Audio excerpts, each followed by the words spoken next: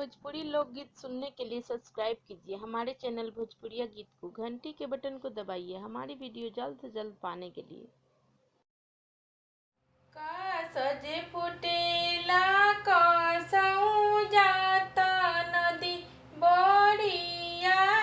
कैले हो राम किया हो राम कमन भैया बटिया बड़ी है त कमन बहिना ससुर जहे हो राम किया हो राम कमन भैया बटिया बहरी है त कमन बहिना ससुर जहे हो राम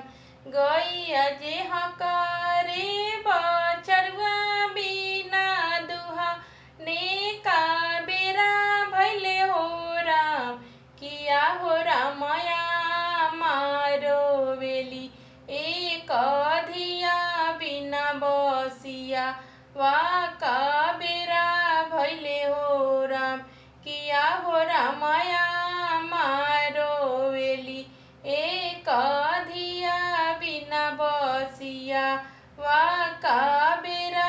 भैले हो राम का सजे फुटेला कसौ जाता नदी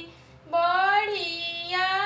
गैले हो राम किया हो राम कवन भैया बटिया बहोरी है त कवन बहिना ससुर जहे हो राम